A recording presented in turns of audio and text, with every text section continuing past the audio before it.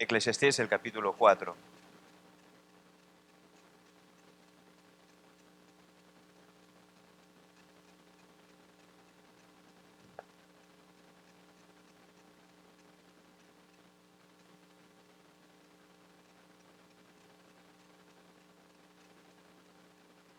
Versículos 4 al 6 es donde nos vamos a encontrar en esta mañana.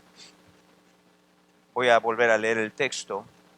Dice así en la versión Reina Valera de 1960, que es la versión que por lo general usamos nosotros. Dice así el texto: he visto asimismo que todo trabajo y toda excelencia de obras despierta la envidia del hombre contra su prójimo.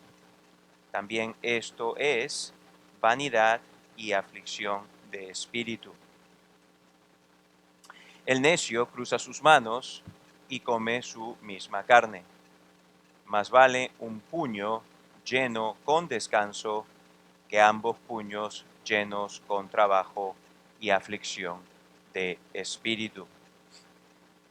Ahora voy a proceder una vez más a leer el mismo texto en la versión New American Standard Bible en inglés, que dice así: I have seen that every labor and every skill which is done is the result of rivalry between a man and his neighbor. This too is vanity and striving after wind. The fool folds his hands and consumes his own flesh. One hand full of rest is better than two fists full of labor and striving after wind. En adición a esto, quisiera leer dos versiones en español, o tres versiones más en español, que es la de la Biblia de las Américas. La Biblia de las Américas es la traducción al español de la NASB que acabamos de leer en inglés. La Biblia de las Américas dice esto: y he visto que todo trabajo y toda obra hábil que se hace es el resultado de la rivalidad entre el hombre y su prójimo. Esto también es vanidad y correr tras el viento. El necio se cruza de manos y devora su propia carne. Más vale una mano llena de descanso que dos puños llenos de trabajo y correr tras el viento. Ahora voy a proceder a leer la versión traducción en lenguaje actual en español. Dice así, traducción en lenguaje actual. También vi que todos trabajan y buscan progresar solo para tener más que los otros. Pero tampoco esto tiene sentido, porque es como querer atrapar el viento. Es verdad que el tonto no quiere trabajar y por eso acaba muriéndose de hambre. Pero más vale una hora de descanso que 2 horas de trabajo, pues el mucho trabajo no sirve de nada. Y finalmente voy a leer la versión en español de la Reina Valera, pero la actualizada, es decir, han revisado nuestra traducción y la última revisión ahora dice así: asimismo, yo he visto que todo trabajo y toda obra excelente son resultado de la rivalidad del hombre contra su prójimo. También esto es vanidad y aflicción de espíritu. El necio se cruza de brazos y come su misma carne. Mejor es una mano llena de sosiego que ambos puños llenos de duro trabajo y de aflicción de espíritu. Padre, al venir aquí ahora lo hacemos sabiendo que necesitamos que el Espíritu Santo sea el que nos enseñe tu palabra. y también que de una forma particular este instrumento humano por medio del cual tu palabra ha sido leída al momento, que este instrumento humano no se aparte ni a derecha ni a izquierda de una fiel interpretación del texto. Padre, para que así lo que escuchemos sea tu voz y una explicación de ello, y te pedimos pues que concedas que las escrituras sean abiertas ante nuestros ojos para mirar las maravillas de tu ley. Imploramos pues, Señor, que como dice tu palabra se cumpla el día de hoy, que la exposición de tus palabras alumbre y convierta al alma. Y es en el nombre de Jesús que pedimos todas estas cosas para tu honra y gloria.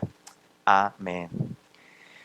El título del día de hoy, de este mensaje, es ¿por qué trabajas tanto? ¿Por qué trabajas tanto? Y yo sé que quizá algunos de ustedes dicen, bueno, si supieses todas las cuentas que tengo. Otros dicen quizá, ay, tengo que pagar la casa, tengo que pagar las tarjetas. O quizá por ahí alguno dirá, bueno, si no trabajo tengo que quedarme en casa con mi mujer. Yo no sé cuál será la razón por la cual usted trabaja tanto, pero aquí queremos ver que Salomón, una vez más, en su investigación acerca de las personas que buscan vivir la vida desconectados de Dios, él halló que había una ética de trabajo fuerte, por decir así, ¿ok?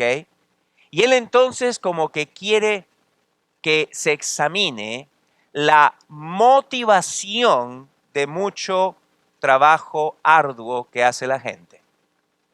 ¿Qué motiva a la gente a trabajar? Y por eso el título, ¿por qué trabajas tanto? ¿Qué es lo que te está realmente motivando a trabajar tanto? Y eso es lo que Salomón quiere examinar, porque él va a enseñarnos algo. Y recuerde, aquí es el Espíritu de Dios el que está enseñando, ¿de acuerdo? Por medio de Salomón. Es decir, Dios quiere mostrar algo, que en el mundo, y en particular en el mundo sin Cristo, la motivación principal de por qué la gente trabaja tanto es la envidia. Esa es la motivación principal de por qué la gente trabaja tanto. Y él va a concluir y va a decir, ¿sabes qué? Esa no es una correcta motivación. Porque esa motivación te va a llevar a un trabajo que Dios no aprueba. Y vas a sufrir, cuando tú tienes ese tipo de motivación, vas a sufrir estragos en tu vida por trabajar movido por la envidia. Pero no se va a quedar ahí Salomón, sino que el Espíritu de Dios llevó a Salomón incluso a que fuese un paso más allá y que entonces examinase la posible respuesta que alguien pueda tener cuando le dicen de que su motivación principal es la envidia. Y por eso vamos a ver el versículo 6, ¿no? De que es como la respuesta que da. Y finalmente, una vez más, Salomón va a decir, mira, hay un trabajo propiamente motivado y un trabajo propiamente motivado, que es el trabajo llevado a cabo por aquellos que conocen a Jesucristo. Ellos, dice, va a tener un trabajo propiamente motivado o van a ser enseñados a ver que su trabajo debe ser propiamente motivado y que va a ser un trabajo distinto al de los demás. Así que vamos a dividir el texto en tres partes, ¿ok? Vamos a dividir el texto en tres partes. Versículo 4 va a ser nuestro primer punto. Y vamos a ver allí que la fuerza motivadora detrás de mucho trabajo en el mundo es la envidia. Ese va a ser nuestro primer punto. La fuerza motivadora detrás de mucho trabajo es la envidia. En segundo lugar, vamos a ver en el versículo 5 que el ocio lleva a la autodestrucción. El ocio lleva a la autodestrucción. Y finalmente vamos a ver en el versículo 6 el tercer y último punto, que es que el trabajo propiamente motivado es balanceado. El trabajo propiamente motivado es balanceado. Y voy a utilizar dos versiones principalmente, sobre todo para el primer punto.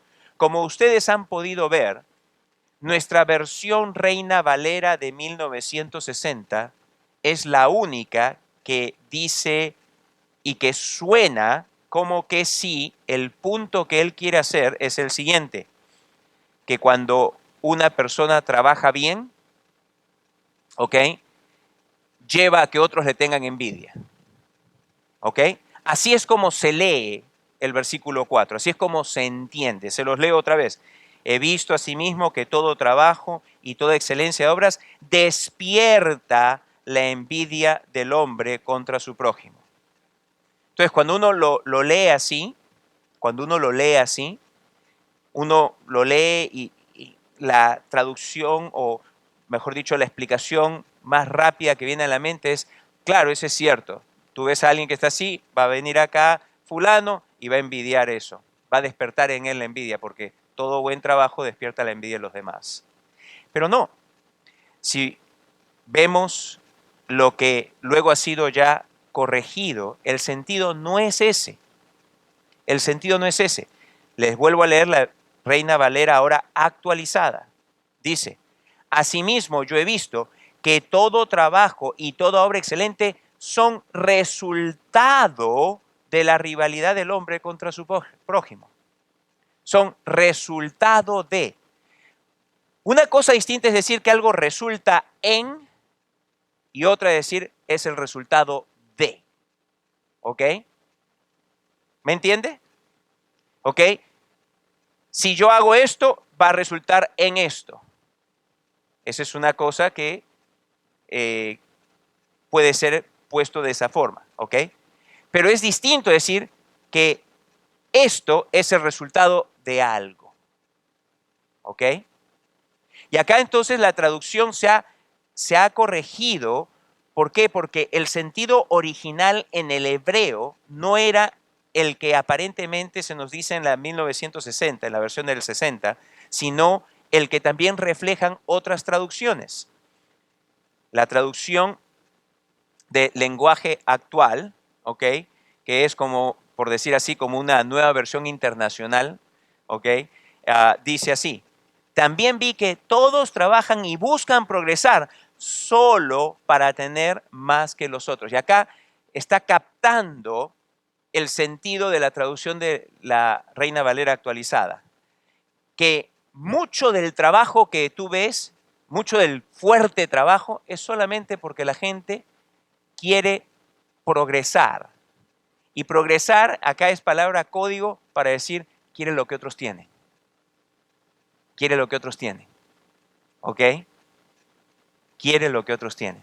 Y entonces, el punto central que está aquí siendo traído por Dios, el Espíritu, a través de Salomón, es que muchas personas simplemente trabajan porque cuando ven la vida de otros, en su corazoncito sienten envidia.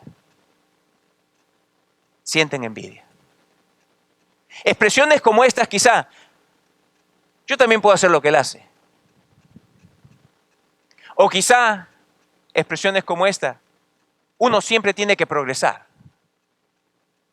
O uno no puede quedarse donde uno está. Uno siempre tiene que ir adelante. Expresiones como esas muchas veces lo único que están haciendo es simplemente ocultar la motivación más profunda del corazón, que es yo quiero lo que el otro tiene.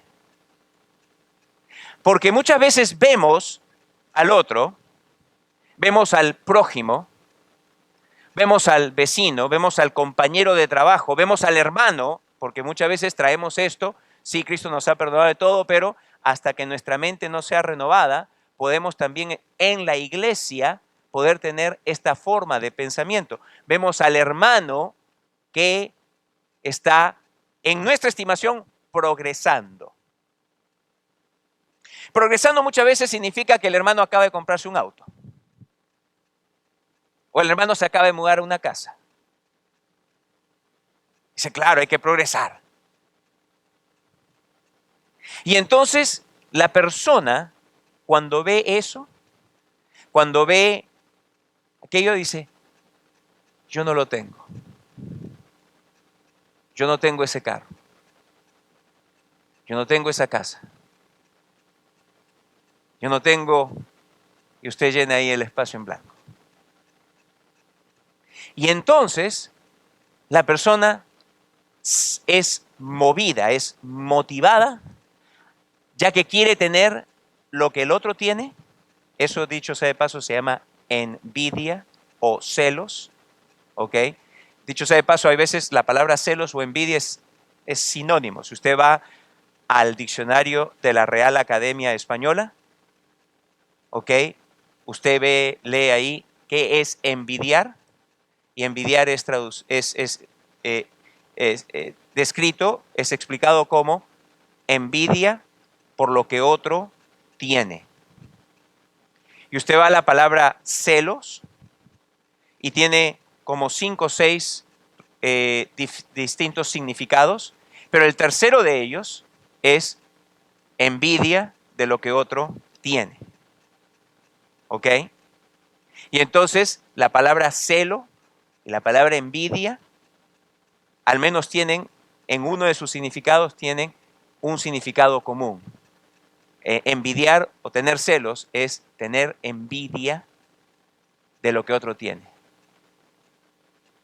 Y tener envidia, dicho sea de paso, es sentirse como con un cierto pesar, con un cierto dolor, porque otro tiene lo que tú quisieras.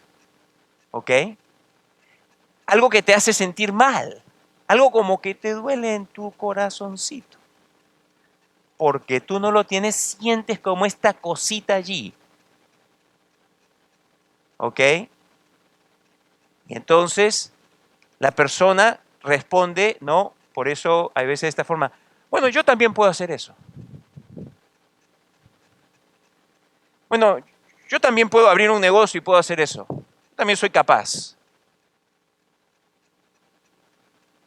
Hay veces nosotros los padres, quizá lo hemos dicho, ¿no? Queriendo motivar a nuestros hijos. En la vida se progresa. Quizás sí nos motivaron, ¿cierto?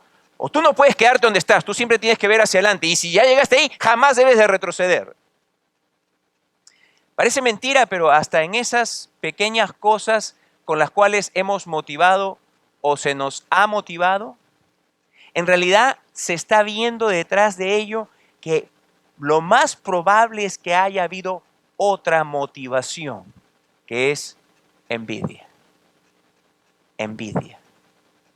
El deseo de que tengas algo que otro tiene y que tú no lo tienes. ¿Y sabes cuál es el problema? Que la envidia nunca anda sola. Siempre está consigo su prima hermana, la codicia.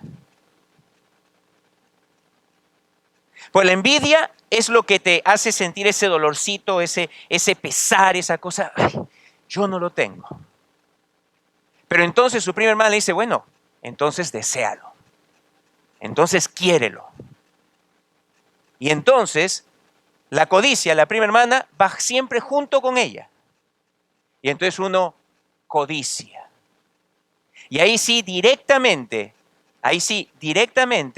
vemos cómo entonces uno peca. Porque ¿qué dice Éxodo 20:17? A ver, ¿quién lo lee, por favor? Éxodo 20:17. Alguien que se levante y lo lea en voz alta. ¿Qué dice?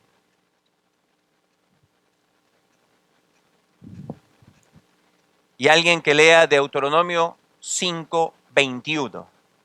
Vamos a Éxodo 20:17. Fuerte.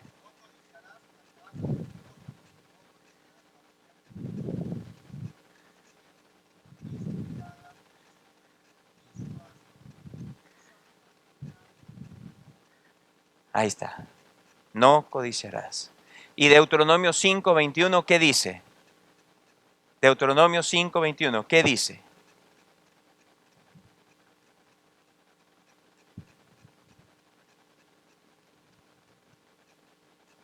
Alguien más que se levante y en voz alta lea 5:21.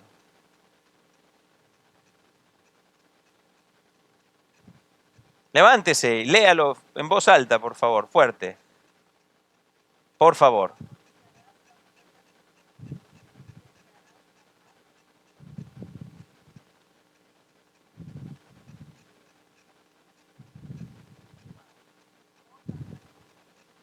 Ahí está. Entonces, como les digo, cuando las personas empiezan a ver y empieza a veces con una simple comparación, ¿ok? Entonces ven algo allí. Puede ser que en la oficina salió el jefe y están ahí 5 de las personas del departamento y entonces el jefe le dice a uno, buen trabajo, hiciste muy bien. Entonces el resto, felicitaciones. Y por dentro,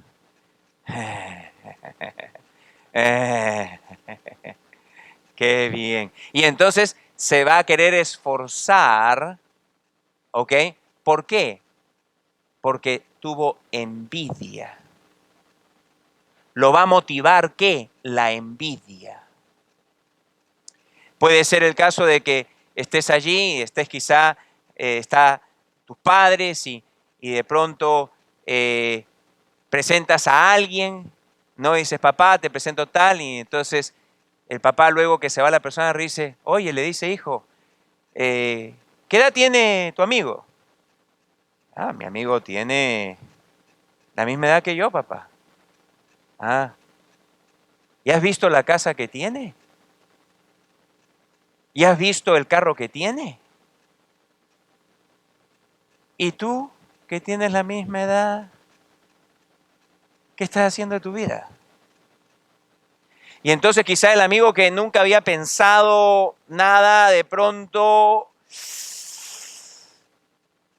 Y entonces, una vez más, la envidia entra allí a tallar y lo motiva a veces a que se esfuerce y a que vea. Y entonces vemos de que mucho del trabajo que la gente lleva a cabo en la vida es motivado por envidia.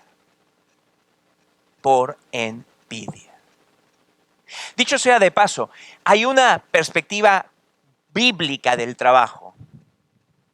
Y recuerden, para el creyente, lo que importa es motivación, tanto como el acto mismo.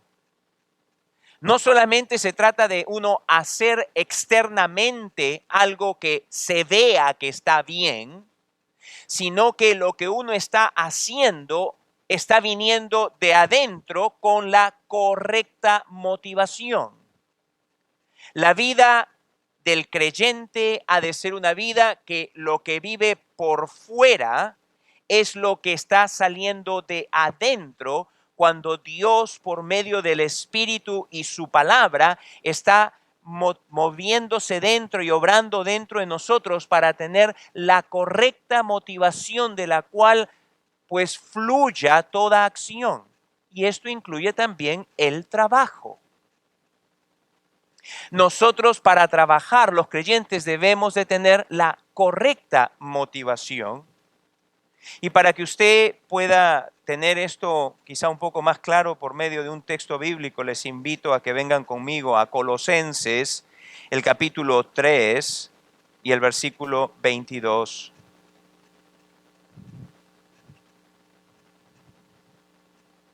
Colosenses 3, 22.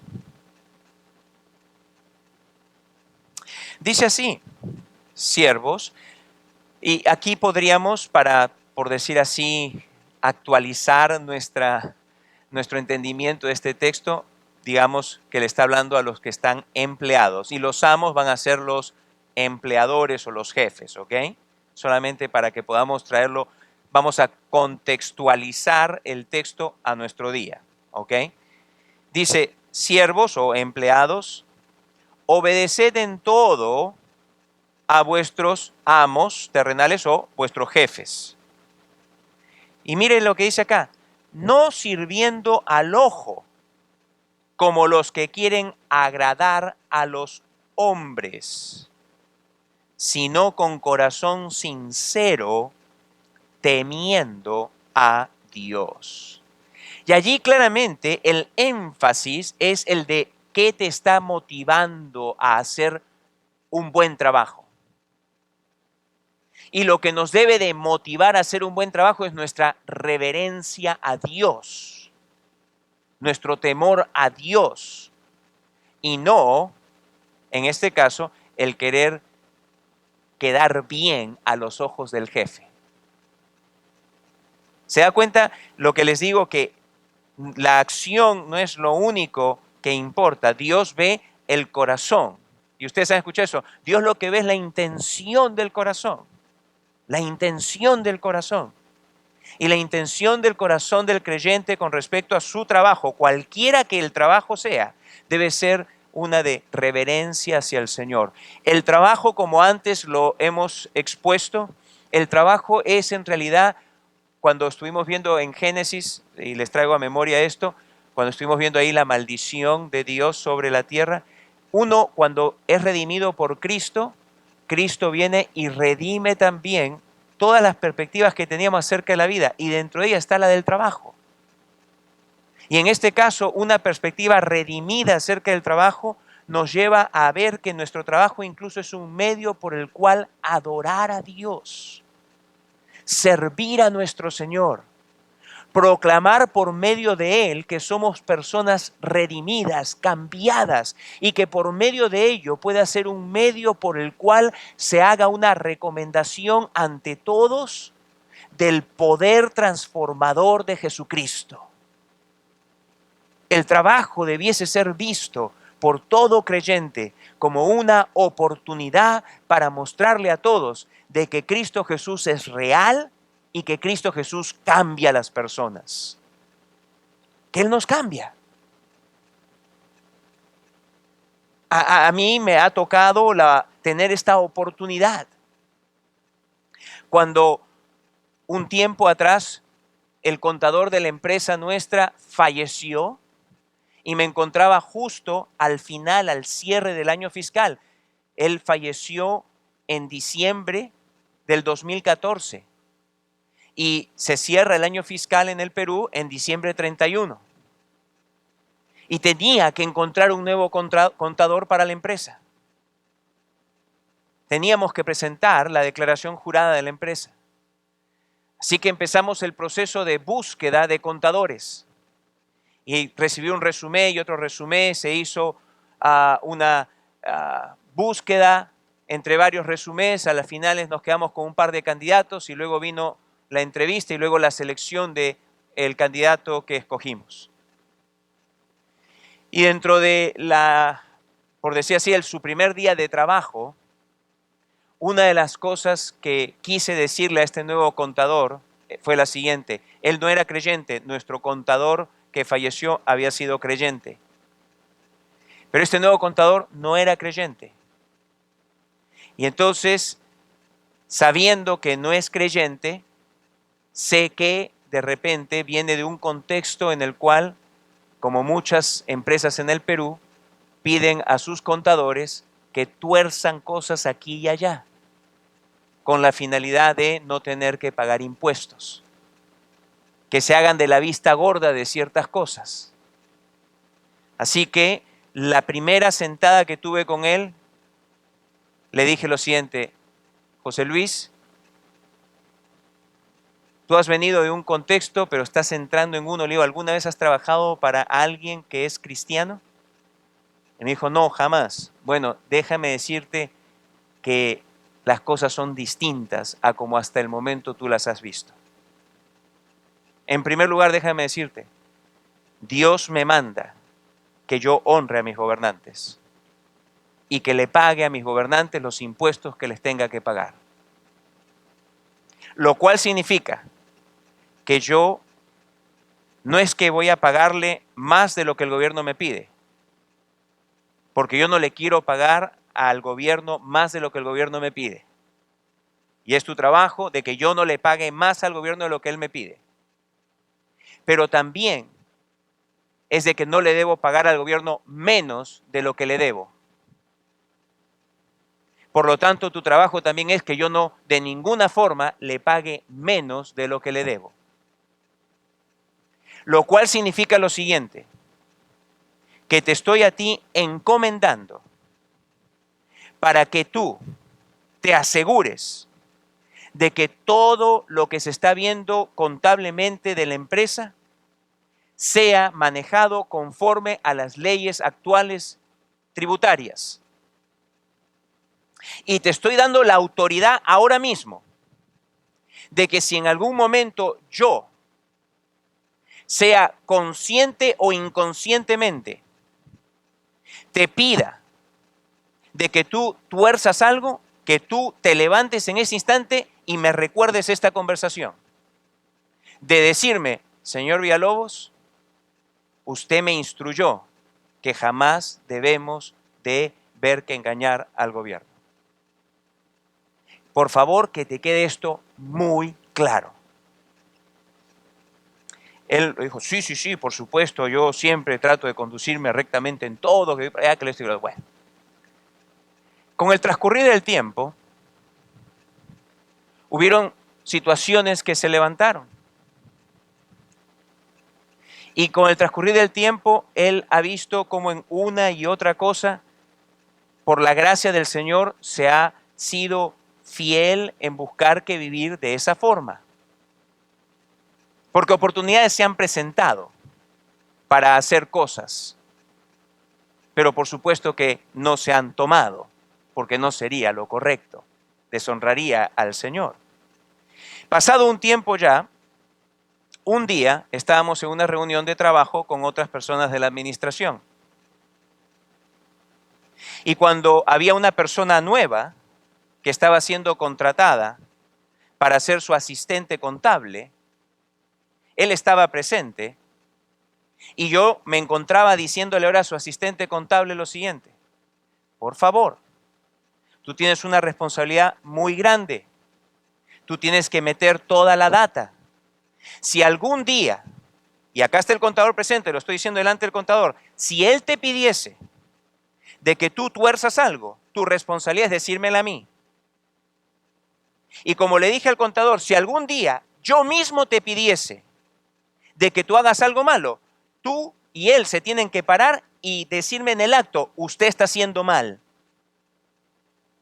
Espero jamás hacerlo, le digo. Y quizá si por ignorancia en algún momento lo diga, no porque lo quiera, sino por ignorancia, les encargo a ustedes que saben de contaduría para que ustedes me hagan ver de mi error, el cual espero sería solamente por mera ignorancia. Y entonces el contador tomó la palabra y dijo, ¿me permite decir algo? Sí, le dice, sí, le digo.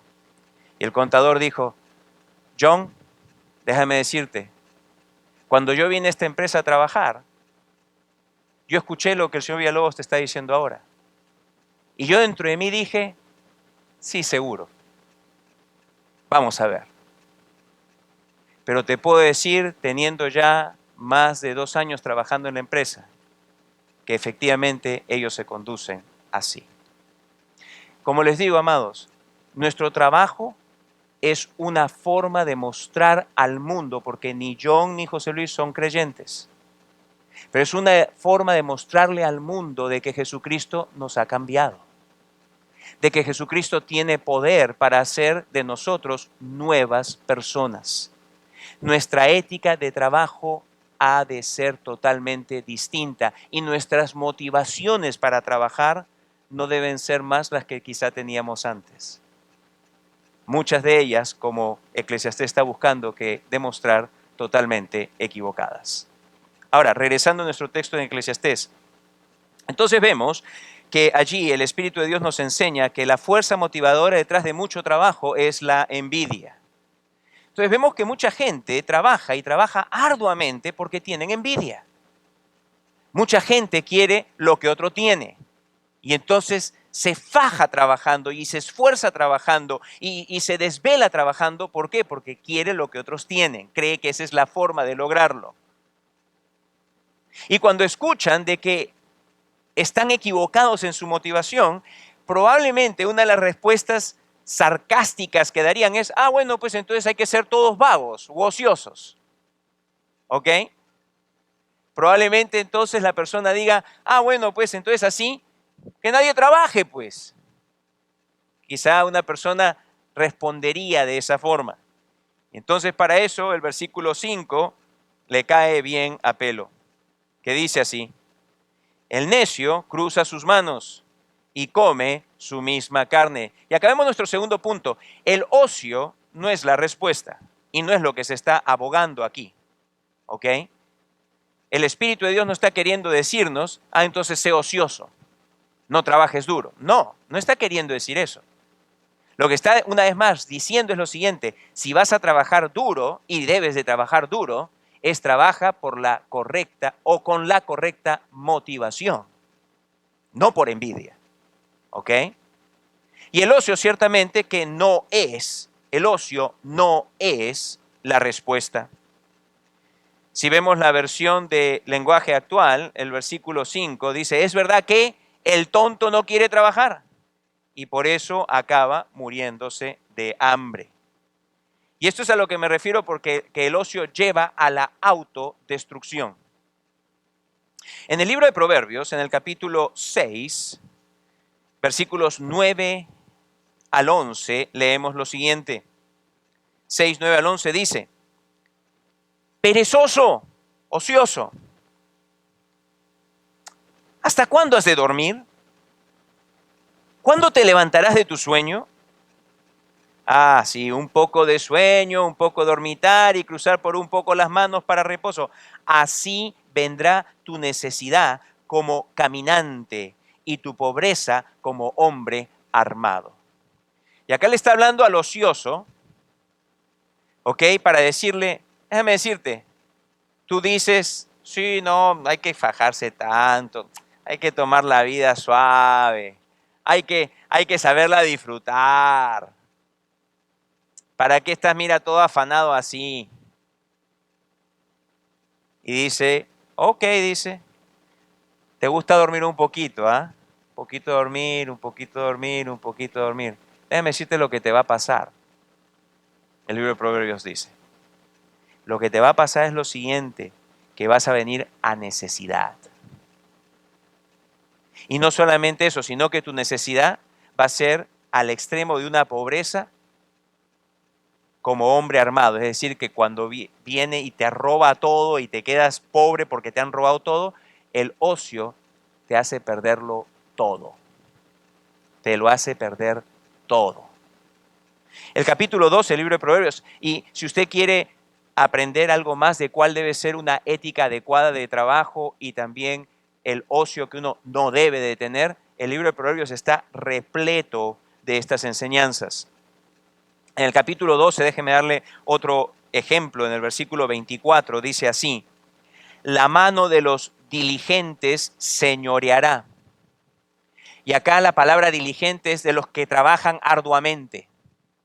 Y el punto es de que esta persona trabaja y su trabajo es arduo, su trabajo es felicitado por lo arduo que es, se ve probablemente de que hay una buena motivación y dice, señoreará, es decir, dice, va a ser levantado sobre otros. Va a ser levantado sobre otros. Pero mire lo que dice la segunda mitad del versículo 24. Mas la negligencia será ¿qué? Tributaria. La negligencia acá es el ocio, te va a llevar a pagar. No te va a pagar a ti, sino que tú vas a tener que estar pagando, por decir así. Vas a perder hasta lo que tienes. Y es por eso que en el libro de Eclesiastés pues lo presenta de que el necio, el tonto, cruza sus manos y come su propia carne. Se está destruyendo a sí mismo toda persona que piense que el ocio es algo bueno. Está siendo un caníbal, por decir así. Se come a sí mismo, se autodestruye. Así que no es eso lo que Dios está queriendo decir. ¿Ok? Muchas veces en la Biblia encontramos que Dios nos enseña algo y la respuesta inmediata es, bueno, entonces lo que tú quieres decir es esto. Por ejemplo, decimos que la gracia de Dios cubre todo pecado. Lo que tú quieres decir es que uno puede pecar libremente. No. Acá estamos viendo de que mucho trabajo motivado por envidia no es bueno. Lo que tú quieres decir es que uno entonces sea ocioso. No, porque acabamos de leer que el ocio autodestruye. ¿Está claro? ¿Sí? Pero entonces, finalmente, ¿cuál es entonces una perspectiva balanceada? Versículo 6. Más vale un puño lleno con descanso que ambos puños llenos con trabajo y aflicción de espíritu. Y acá el paralelo está con el versículo 4, donde también terminó el versículo 4, y aflicción de espíritu. Es decir, aquí está regresando a su punto original. Y le dice, acá por decir así, la persona motivada por envidia trabaja con sus dos puños, y la idea es de que trabaja y trabaja y trabaja y trabaja y trabaja y trabaja porque quiere lo que otro tiene. ¿Ok?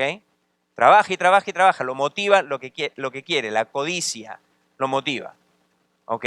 Por la envidia que siente, por el celo que siente.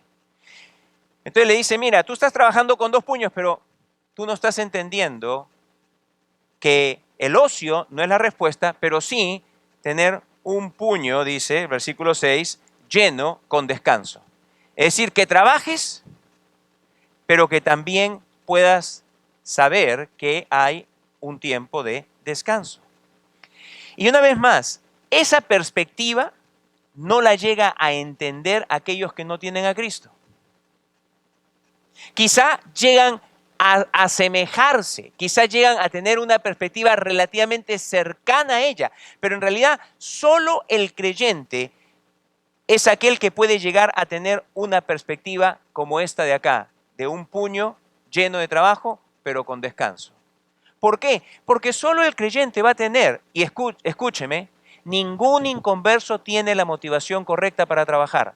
Ninguno. Porque si queremos resumir cuál debe ser la motivación principal de nuestra vida, en una sola frase, ¿cuál debiese ser la motivación principal de nuestra vida? Glorificar a Dios. Esa, en una sola frase, encapsula toda la motivación que debe motivar todo en nuestra vida, absolutamente todo, glorificar a Dios. ¿Qué inconverso conoce usted que tenga como motivación en la vida glorificar a Dios? ¿Alguno? Ninguno. Porque si no, acuérdese, cuando usted era un inconverso, ¿usted quería vivir para glorificar a Dios?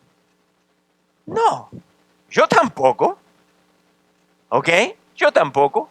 ¿Cómo van a querer glorificar a alguien en quien no creen y con quien no tienen una relación? ¿Ok? El inconverso jamás puede tener la correcta motivación básicamente para nada en su vida. Puede aparentarse ver como que sí está bien lo que está haciendo, pero jamás tiene la correcta motivación. Solamente el creyente puede tener esto. Y el creyente llega muchas veces a entender esto a través del tiempo, conforme se le está enseñando, como en esta oportunidad. Quizá tú nunca habías escuchado antes cuál debiese ser una motivación para ti en tu trabajo. Quizá tú aún seguías yendo a tu trabajo, ¿por qué? Porque querías justamente lo que no tienes. Y porque lo ves que otros lo tienen, ¿no? Como cuando viene a la iglesia quizá un hermano y se compró un auto y entonces va la mujer y dice, oye, fulano se compró un auto. ¿Y cómo tú no puedes comprar un auto? ¿Ah? Vete a tomarte un part-time. ¿Usted se da cuenta? Como el ejemplo que les di acerca de este padre que le dice, motivando a su hijo a que se empuje. ¿A qué está apelando? A la codicia, a la envidia, para empujar a una persona. ¿A qué está apelando esa esposa? ¿O por qué llega el esposo y le dice, tienes que ir a trabajar, pero tienes que ir a trabajar, porque nosotros tenemos que progresar? ¿De dónde sale esto de progresar, señores? ¿De dónde sale esto de progresar? ¿Ah? Seamos sinceros, hablemos las cosas como son. ¿De dónde sale esto de progresar? Si no es porque estamos viendo que los demás están, en nuestra estimación, progresando. Y como ellos están progresando, mujer, te me vas al trabajo porque tenemos que progresar también. ¿Se da cuenta? Envidia es lo que lleva a las personas a trabajar muchas veces. La envidia de otros. Y entonces Salomón, una vez más, acá, para concluir, lo que le dice es lo siguiente. Dice, ¿te das cuenta una vez más? ¿Tú quieres vivir desconectado de Dios?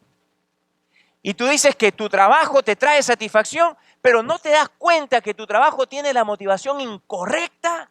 Y no te das cuenta que tu trabajo con esa motivación correcta nunca te va a llevar a tener realización, nunca te va a llevar en realidad a la felicidad, nunca vas a lograr lo que tú quisieras lograr, no te vas a sentir realizado a pesar que te mates como un burro trabajando para obtener las cosas por envidia.